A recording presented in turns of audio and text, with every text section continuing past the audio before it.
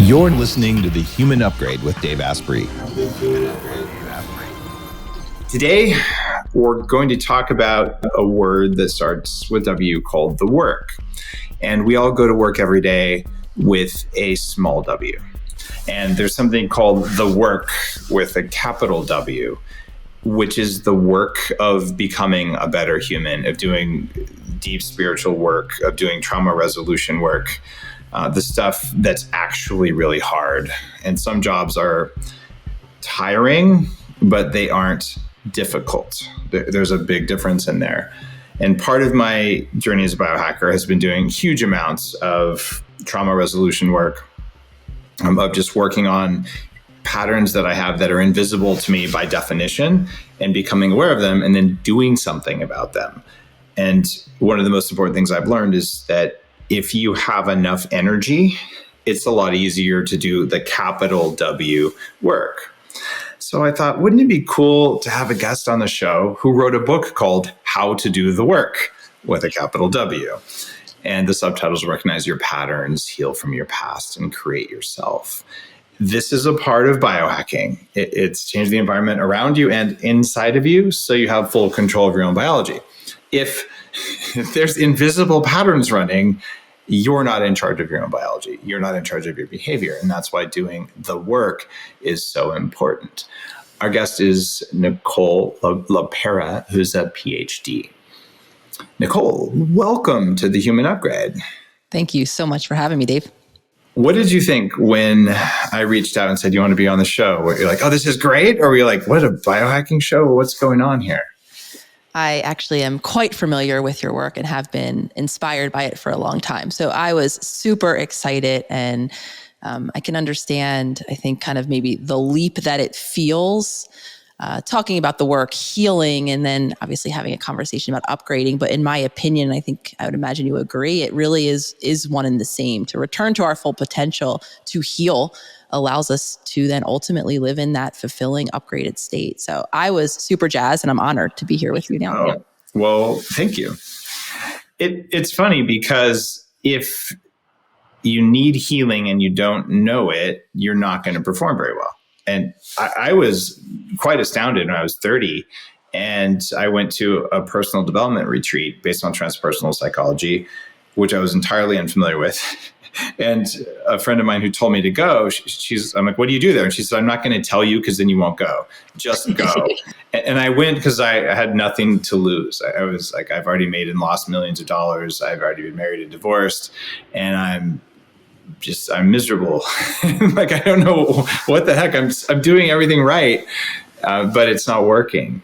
And so that was my introduction to the work with a capital W. And I work to bring that into the world of biohacking, because most people listening, there's a lot going on you don't know about. And that you can call it healing, you can call it upgrading. I don't really care. But at a certain point, when you get rid of all that stuff, you're so massively upgraded. And then you wonder, is there more? And that's my first question for you. I mean, you're trained in clinical psychology at Cornell, and you're a badass in your field.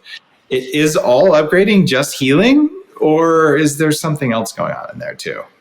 I really, really love this question, even to think about. And even the way I describe healing often, I think a lot of times intuitively, we think it's like getting somewhere, getting something additional, maybe even enhanced, right, in some way. But I like to think of it, and actually the new workbook that I'm currently releasing in about a month in December, How to Meet Yourself.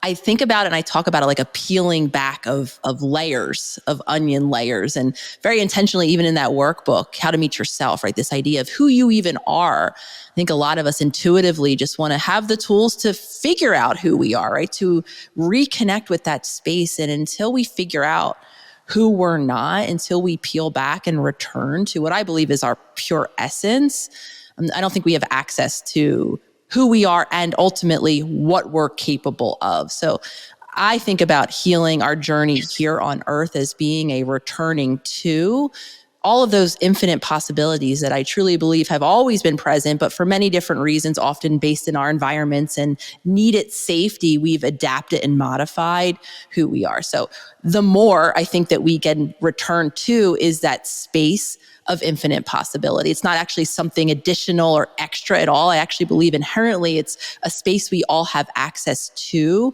though for many different environmental-based, adaptation-based reasons, we're not in connection with that space. When we're not conscious to our deeper self, to what our body wants and needs, to what our emotions are telling us, they all contain information in the world. And when we don't feel safe to be or to express from that place, then in my opinion, we don't have access to our healing, our potential, and ourself. So to simplify it, it's understanding the different ways that we're not connected in the practical application for me of consciousness, of learning how to build in that operational step of reconnecting first with our physical body that, in my opinion, as I imagine you agree, contains a wealth of information. Got it. So I'm getting the connect to all the information that your body physically and your emotions are giving you. And this is an area I had to do a lot of work on because anything below the neck is pretty much garbage information. So why would I pay attention to that? And unless it was bleeding or something. And that's a pretty common male perspective on things. And so there is the idea of sorting out what's going on in there and what it actually means. And it's not automatic, even in people with great childhood knowledge. It just takes learning and experience. In fact, that's where some wisdom comes from. And highly intuitive people are more connected and all that. But you said something at the beginning, like figuring out who you are. And what does that even mean? Everyone's sitting here like, what do you mean who I am? Like I am me. Go deeper with me on that. What does it mean to figure out who you really are? Yeah, I think what people instinctively react from, when you're absolutely right, Dave, they do say, well, I'm me. I think what we're describing is the habit and pattern ways, the autopilot ways that we've been showing up, the ways we go about our day, the habits we may or may not have integrated in our day. That has become who we've come to know ourselves as being. But I think if I asked a lot of people, well, what do you really want? What is your heart telling you? What is your passion, your purpose? And again, these are words that for a very long time I had heard used, remained like a concept in a book, like you're saying, like a politician. I read many books of people who were like, yeah, I found my passion, I found my purpose, and now I'm living this fulfilled life. And I couldn't really translate into an understanding of what those things actually meant in lived experience because I didn't have that connection. And what I came to realize is the reason why we can't even define who we are is, for a lot of us at least, we're not looking internally to determine who we are. And really simply who we are is, what do we think?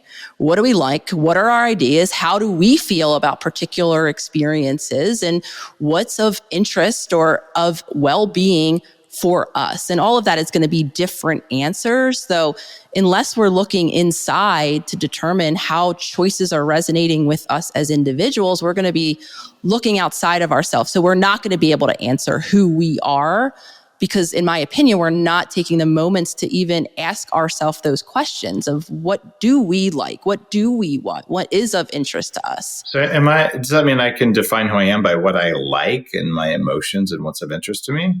I think that's a big aspect of it. Our emotions. A lot of people, they're pretty much Call of Duty and Hot Pockets. Call of Duty and Hot Pockets, right? I mean, I think in terms of emotions, when we're talking about our emotional experiences of the world, there's incredible value in terms of our emotions and, how we feel about certain things, I think, is important information from us. When I hear, though, like I'm all about Call of Duty, I'm about Hot Pockets, about interest, again, are we engaging in actions and is that what we're interested in? Or are we dropped into how are we feeling? And so many of us aren't even looking or are so disconnected from the feelings in our body that we are defining ourselves by how we're showing up in the world, by the actions we're taking, by the Call of Duty we're always playing or the Hot Pockets we're always ingesting. But emotions actually are at the core of our being. I would call those coping mechanisms for the emotions that maybe are underlying or the discomfort that's contributing us into reacting in those habitual ways. That's interesting. So this is the old conversation about, are you a human being or a human doing? And that we're defining ourselves by what we like to do. versus by how we like to feel?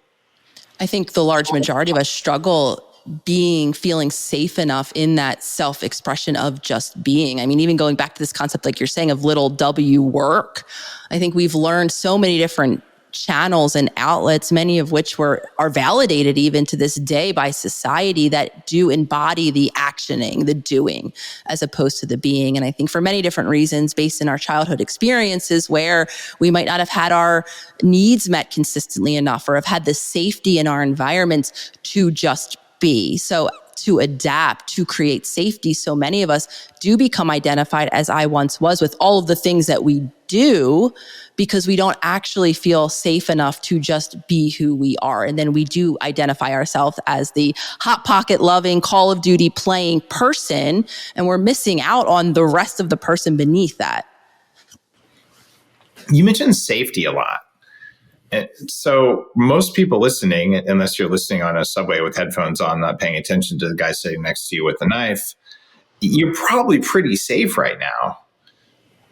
So is it actually an issue of safety, or is it an issue of I feel unsafe even though I am safe?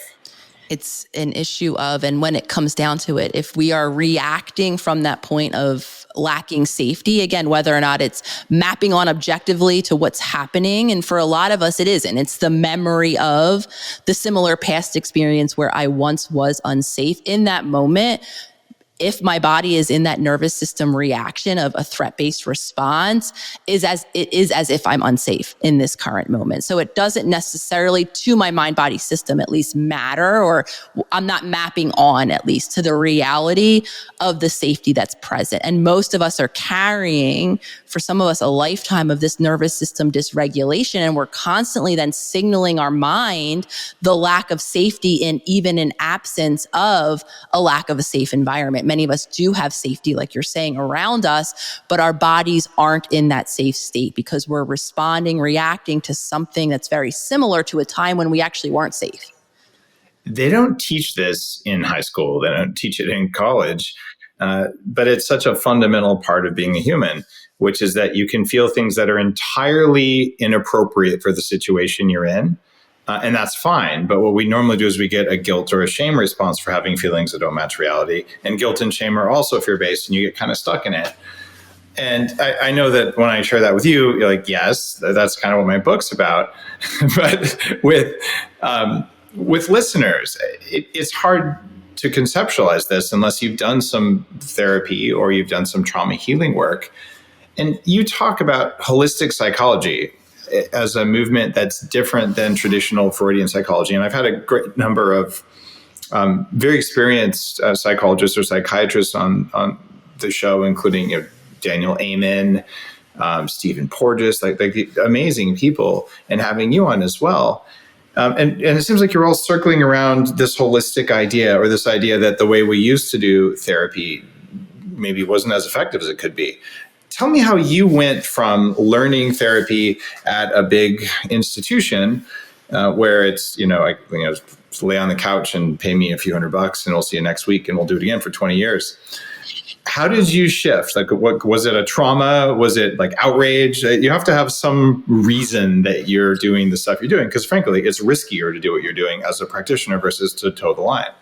Yeah, I very much came through that traditional system at the new school where I got my Ph.D. It was very much grounded in the gold standard here in the States, which is cognitive behavioral therapy. Really simply, change the thoughts in your mind, change the impact that they have on your emotions and your reaction. And I very much agree with that to some extent, and devote an entire chapter in how to do the work to the power of belief of these thoughts in our mind in particular, though not once was the body and our nervous system in particular really discussed as part of the story. And then quickly from my training at the new school, I actually did go into training to become an analyst, to have a couch in Philadelphia. I thought I was going to get some more letters after my name and do that type of treatment in particular. That really highlighted, psychoanalytic work highlights the impact of our childhood. So I thought, okay, I will, begin to address what I thought was the underlying causes of this deep-rooted pain in our childhood through a version of talk therapy. And my moment of groundbreaking destabilization, if you will, having myself also been on the other side, the patient side of the couch, as long as I can remember having anxiety very much part of who I thought I was and how I imagined my life would always feel. I had been on, many treatment environments, been on the other side of the couch. And when I was opening up my private practice, I was several years in, and I started to see a theme in all of the different clients I was working with, which was, I'm stuck. I've now been seeing you, Dr. Nicole, for at this point years, and I have so much awareness. I know exactly what's not serving me. I even have new plans of action. We come up with them week after week. Yet why can't I actually change the way that I'm acting? Why can't I break these patterns? Why are my symptoms so bad and so overwhelming? So for me, it really was a journey in getting curious and wondering why so many of us universally are stuck, why this old format, this way of working isn't creating and giving these people the tools that I had been tasked with, and really began to understand that the big part of the story that was missing was the body that we're living in, was all of the different messages that inflammation and dysregulation in our nervous system is sending to our mind, that no amount of positive thinking was able to override that inherent dysregulation and trauma that lives in our bodies.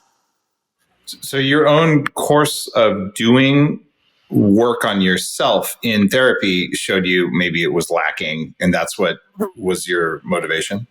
So it was me seeing not only stuckness and inability to change in myself, but at this point seeing different, clients that I would work with at that point in different populations, having done inpatient work, having done outpatient work, and seeing a universal stuckness. And again, now that I began to have language, listening to other people talk about, epigenetics and the nervous system, and Dr. Stephen Porges in particular, polyvagal theory, I started to now have new language again for why it was that we're stuck, the point it is that we're missing. So it was a little bit of my journey informed by the universal, I think, factors that were really uncovering these underlying, more body-based somatic dysregulations or traumas, essentially, that are keeping most of us stuck well into adulthood.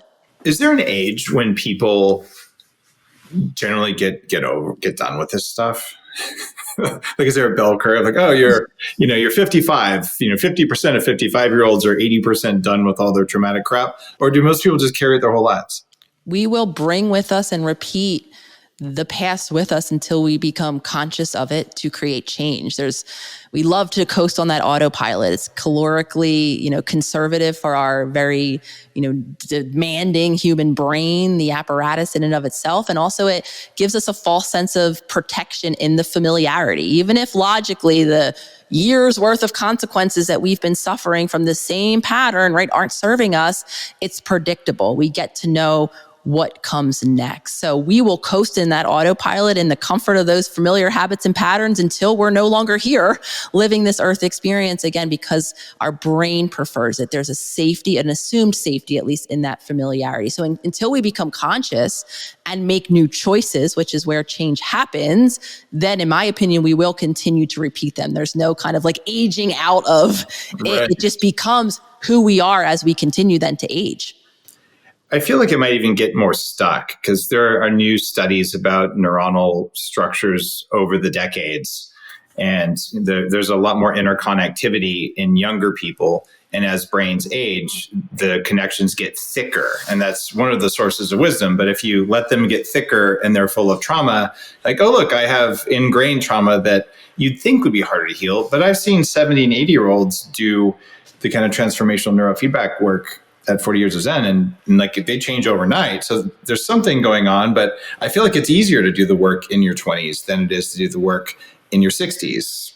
Is that accurate or not? Yeah, I would agree. I mean, the neurons that fire together, wire together, the more we're relying on the same pattern. I mean, there actually is some pruning then that happens where, though, again, to speak to your point, we are neuroplastic. Our minds and bodies can change until really whatever age. So there isn't, as much as we like to phase out of healing and be done with it, we actually can create change at any time. So even if you are well into your decades and are seeing the remnants of these habits you've been carrying since childhood, it's never a too late curve either, which is, I think, really inspiring. It is really inspiring. I've seen people of all ages do profound healing very quickly. but it's always work. And in my next book that's coming out in March of 2023, one of the big tenets there is like, you're wired to be lazy. Your brain and your body do not want to do work with a capital or a lowercase w. Mother Nature knows there could be a famine, and if you waste energy, then you might die. So let's just sit on the couch and eat those Hot Pockets. I don't know why I'm talking about Hot Pockets. One in 25 years, but they just make me laugh. So what do we do with all this stuff? We're inherently lazy. We inherently don't want to do the work, and the work is scary, and we're wired to avoid fear. It's the most important of all the F words, even more important than the other more recreational F word. So how do you get someone who maybe is hearing this stuff to take the first step? And what is the first step? I'm having a giggle, Dave, because I actually just had a conversation with my dad where he proclaimed, "I'm just lazy." And I said, you can honor that. I mean, I did. I said, I honor that, Dad. And I just I've reframed that, seeing a very similar pattern of avoiding discomfort in myself. And so I said, I hear your laziness, and what I see in myself is, and again, to speak to this point, is a pattern of avoiding uncomfortable new things, challenging ourselves in new ways, experiencing new discomforts, making new choices are all going to challenge that preferred familiarity, that preferred comfort, I should say, in that familiarity. So for a lot of us, again, while we do like to conserve and we might feel lazy, we like to avoid the discomfort of doing something new. So the way that I suggest we work with that is first and foremost to anticipate that new things will be uncomfortable. They'll be hard. They'll feel strenuous, and they take a lot of effort that we just don't feel like, or energy that we just don't feel like we have or we don't want to expend. And we can set ourselves up to work through, I call that a resistance, all of the reasons why we shouldn't do this new thing, by making the new choices that we're making manageable.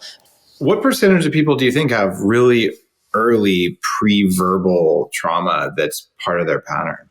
I think most of us, trauma is a pre-verbal experience. Until we have the developmental maturity to narrate our life in a way that we gain access to, mostly into our late teens, early 20s, our brain is still developing up through our 20s. So most of what's happening, we don't have the cognitive or emotional maturity understanding to narrate. And just to share really quickly, while for me, it wasn't a traumatic birth, actually my mother, who was 42 years old when she discovered she was pregnant with me, after having her own history of really deep-rooted health anxiety that was exacerbated, not only when her father dropped dead of a massive heart attack when my mom was in her early 20s, but when she had my sister, who was 15 years older than me when I was born, who had a lot of chronic health issues in her own childhood, so much so that my mom started to have morning symptoms of pregnancy with me, but she was 42 years old, so she wouldn't have imagined that she was pregnant again after all of these years. And this all was shared with me at her funeral last year, where an aunt was telling a very funny story of how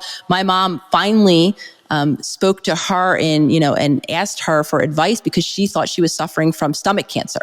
Lo and behold, to go and have a doctor's appointment to be told that, no, that's not stomach cancer, that's a developing child inside of you. So thinking of that again, it might not even be what happened when we're being birthed, though then that can be hugely traumatic. I think a lot of, oh my gosh, all of this anxiety my mom was sending to me, a developing little human, thinking I was a cancer, right, that was going to actually be her demise. So for me, huge trauma, right? So I think about the imprint that had of no ill intention. She didn't even know I was going to be her little child inside of her, when, again, all of the cortisol, all of the stress, all of the worry was being sent to me without language, without the verbal ability to make sense of all of this. I likely had a very similar experience to you, right? A really deep-rooted existential, right, feelings of fear imprinted into my body by the time I was even born. A lot of trauma too isn't of recall. We can't kind of pull up. For me in particular, I noticed very early on that I lacked the memories that I would typically hear friends talk about of their childhood, of how Christmas was, or this and that funny thing that happened, and started to see a similar pattern when I would spend time with them, not remembering certain things that were happening. And I understand now, a function of the nervous system dysregulation, the overwhelming environment, the too much cortisol consistently, my hippocampus, I was not present enough to form these memories to be able to recall them. Yet, because I made the statement, I believe that all trauma is still imprinted in memory, in mind, and body. So in real time, we can look and see kind of how safe we feel now, how self-expressed we feel now. Or can we just, going back to the conversation around being versus doing, right? Can we just be who we are in all context of our life, regardless of do we feel fulfilled and connected to others in our relationships? Do we feel passionful and purposeful, and kind of motivated for a future that we feel like a participant in creating of? And if we answer no to all of that, then we can start right here and right now with where aren't we feeling fully self-expressed? Where is there maybe fear happening that's preventing us? And that then is the lived memory of what once happened. So even in absence of, and again, I can hear, and I do think sometimes there isn't value in just rehashing, replaying the thing that happened, especially if we're only doing that from the story of our mind, if we're only narrating it. Unless we're dropping into our body and seeing and observing the dysregulation and then healing it by embodying a safe state, by doing some somatic work to create safety in that moment, then we're just narrating it again with our mind. We're just replaying the memory, right? Or recalling and narrating the recall of the memory. And we're not actually healing the memory of the trauma in our body. So we can start now observing any area in our life where we're not feeling fully connected to ourselves or to others around us or to our purpose. And chances are, again, there's a reason that we're not in self-expression there. That's probably fear-based, the memory of the trauma that's still living in us now. If you were an evil corporation or politician, if you can even tell the difference between the two anymore, would you, you're not supposed to laugh yet. If you were an evil politician or corporation and you knew that people were walking around with a common set of traumas that made them easily programmable, how would you take advantage of it?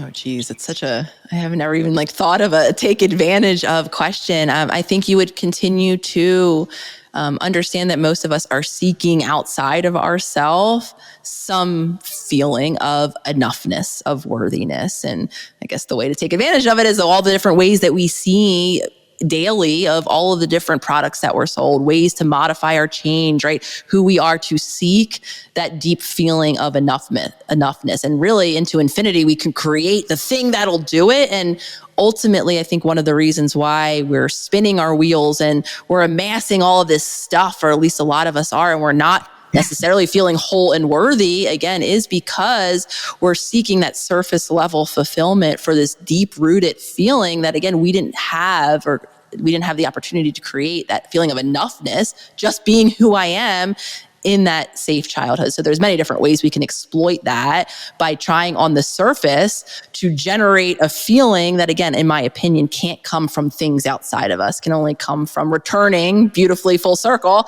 to that whole being that we were born as. Do you find that when people work on their health, doing the work is easier versus when people are unhealthy doing the work? I think when people find a word that kept popping up when I was hearing you talk to, or as a concept, an idea, is safety comes from within, just like any emotion, right? It's a self-generated space to be. So the sooner, the quicker, as we begin to establish, let me put it that way, whatever timeline it might be, safety within us, what we're really looking to do is not put the walls up, create the padded room environment where there's never a stressful experience. That's quite honestly, in my opinion, that's impossible.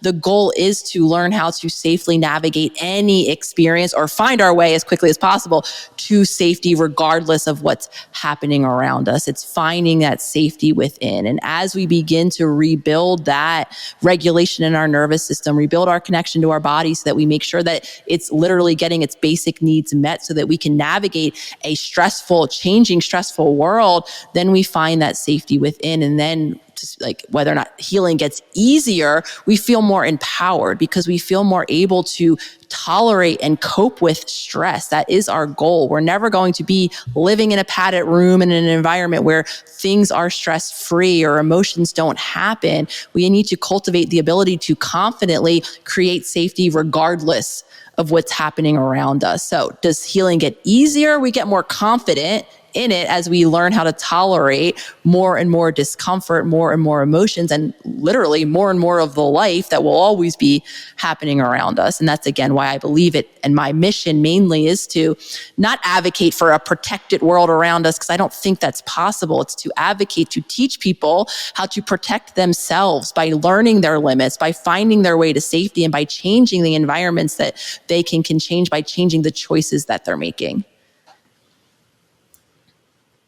Changing the environment around you. Yeah, I like that. That's definitely in that biohacking definition. That's why this is part of our conversation today. Another question for you. You talk a lot about safety, but quite often when I ask you a question, you lead with, in my opinion. Why are you doing that? Saying, in my opinion? Mm-hmm.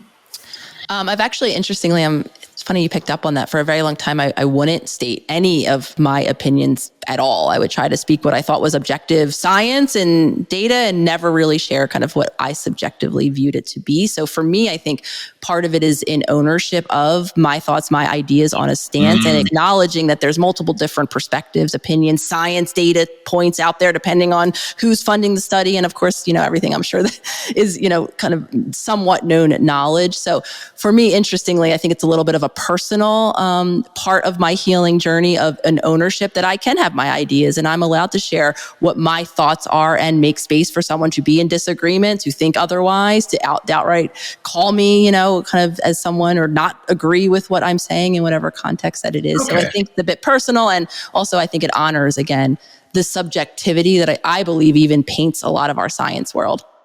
So knowing when and how to objectively say something versus to qualify it is, I think, something that all leaders in fields can pay a lot of attention to. And so I like it that you're super conscious of how you're doing that, because it made me think. So thank you for that. Yeah, it's funny. As you were thinking that too, I was wondering, I was like, well, is there a testament? Of course, stress. I was like, okay, my hard line is stress is bad for you, to really simplify. But then as soon as I thought, but wait a minute, no, it's not. Right. Stress is important for you to develop, right? So then I even kind of backed myself in a corner where I'm like, even the most intuitive thing I thought I could make the proclamation about, I argued away, because we do need a certain amount of stress to learn how to tolerate it and to evolve and change. So. We do. So I'm with you there. And absolute statements are oftentimes wrong because there's one little point where it's not true. And then when we start believing absolutes because we're intellectually lazy, and I don't mean intellectually lazy because of consciousness, I mean our brain is wired to do the easy thinking. And the easy thinking is, if something is bad, you should have none of it. And if something is good, you should have more of it. And that's not how it works, but that's what we think. And then we believe it because our brain's like, look how many electrons I saved with that shortcut. And so that's the basis of it. How would someone who's afraid of claiming their voice work on that? Yeah, especially in the context of your book, doing the work. What's the work you do to claim your voice? First, acknowledge all of the different moments, and it might be quite pervasive where you're not. So the reason why it's even in action, and I was so, able to answer your question so emphatically, knowing what it was for me, was because I discovered how watered down I allowed my voice to be. How I always had this little vetter in my mind that was like, oh, wait a minute, play this tape forward. How will this sound to this person? What might they do with what you say? How will they interpret it? How will it make them feel? And if I had any indication that, it would give them a unpleasant experience or belief about me, I would not say it. So the first step is noticing how often that voice is present.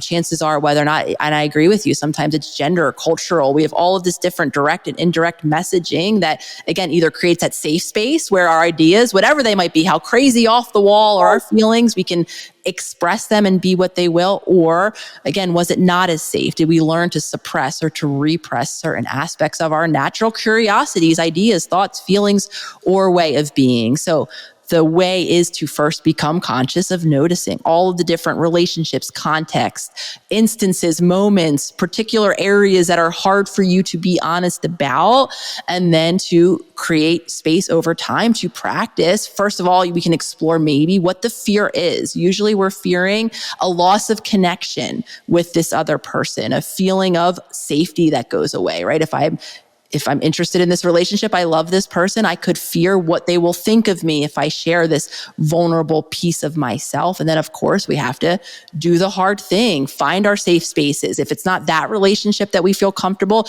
sharing this aspect of our life in, one of the major reasons I went online was to find a community of like-minded people who were starting to think about these things and have these tougher, more vulnerable conversations. So first, exploring how much censoring that we're doing. What are all of the moments that we're not saying what we really mean? Do we have awareness of what it is that we're afraid of? And can we do the hard thing and begin to speak our truth, just like me? Again, going online was an action. Creating this account, The Holistic Psychologist, was an action, and having a platform for my story, just like me saying, in my opinion, is those little moments where I'm claiming my voice, because my voice does matter and I don't have to water it down. I can be aware of the misunderstanding, the misinterpretation, how someone might receive what I'm saying and the impact it might have on them, hopefully positive, but I don't have to let that limit me as I once did.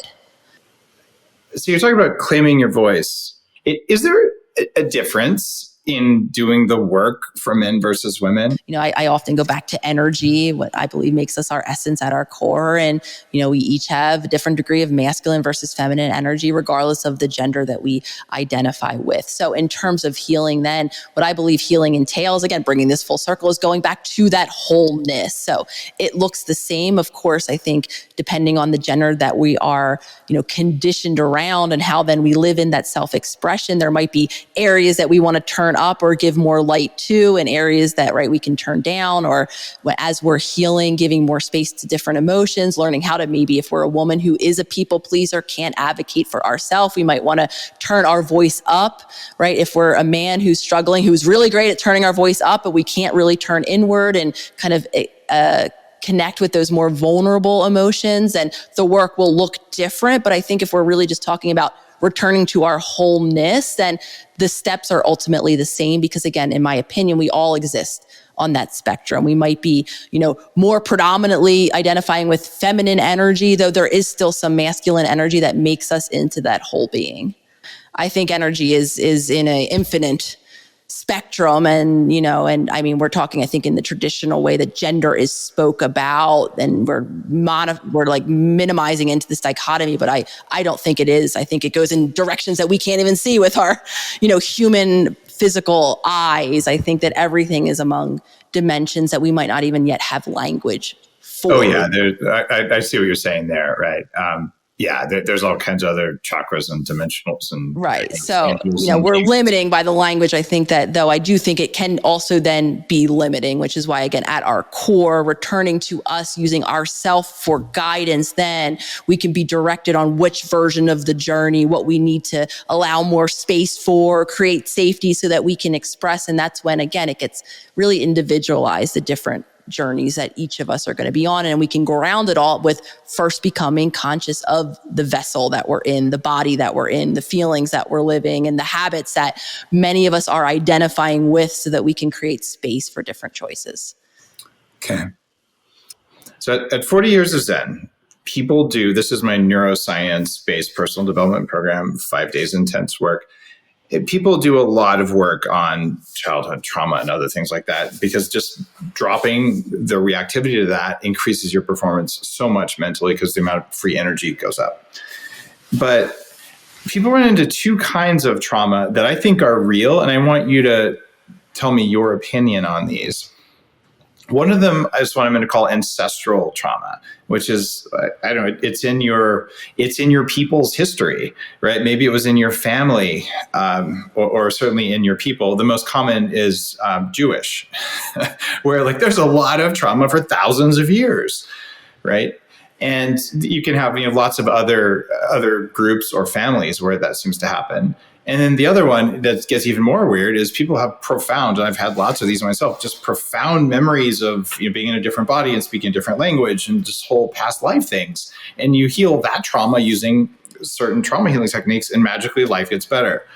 I don't really know what to make of that. So, let's ask you the hard question. So, lineage trauma and past life trauma.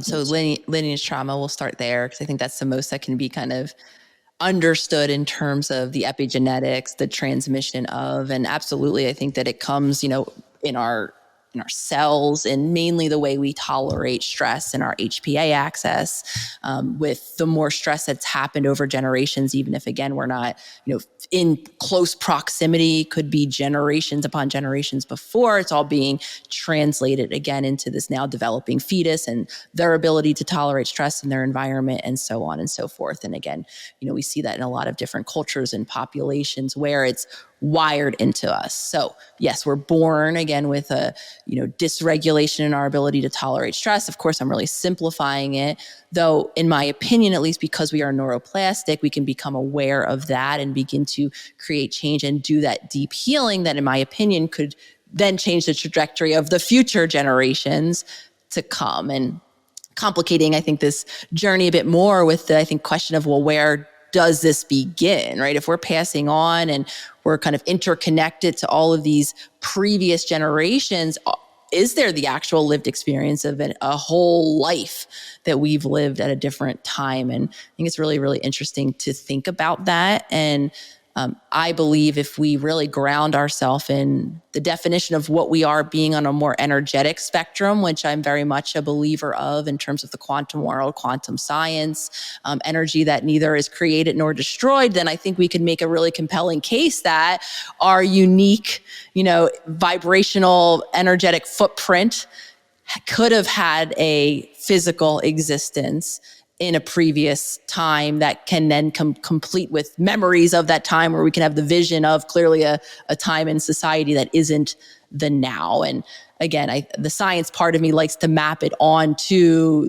the evidence, if you will. And again, I think at least I like to engage the science of the quantum world and energetics, and I can make a case where I could see that being plausible. It's one of those things where I don't go looking for it, but if it comes up and it feels traumatic, you should just go ahead and heal it. And it's certainly in my own life, I've had some really strong things. I'm like, wow, that seems to be affecting me. All right, let's deal with it. And some stuff that I don't think I could explain any other way. So I'm open to it, but not purely focused on it. I think people get really, really hooked on that stuff. That's super helpful. Now, in How to Meet Yourself, which is your new book, by the way, howtomeetyourself.com is the URL for it. Congratulations on getting a good one. What happens when someone meets themselves using the process that you have here? Like what do you get out of that?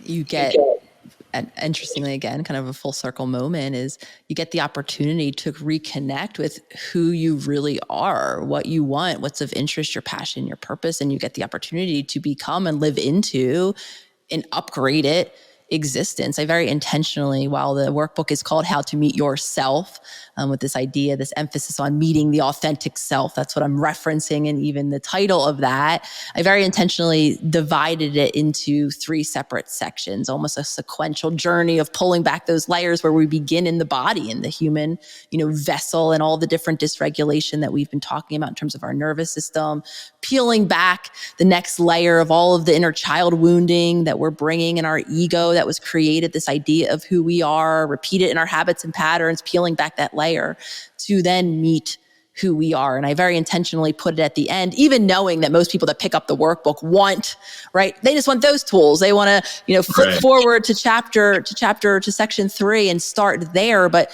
it truly is an unfolding or a peeling back of separating away all that we aren't, to then have access to all that we are. And then we do become reconnected to that space of intuition, of inner guidance, that ability to drop in and gain that direction and identify what is of interest to us, what our ultimate passion and purpose will be, and how we feel the most us, allowing us to just be who we are. And then when we meet that space, in my opinion, we have the opportunity to show up, right, vulnerably as that being. And in my opinion, when we're living in what I kind of define as that coherent state of oneness, of interconnection, of ability to determine what I really want and go live in action of that, when we're in that coherence, then we can translate that coherence to our groups, our families, and our communities. So I believe that it's like a domino effect, that the world quite literally begins to change as we find ourselves, reconnect with ourselves, I should say,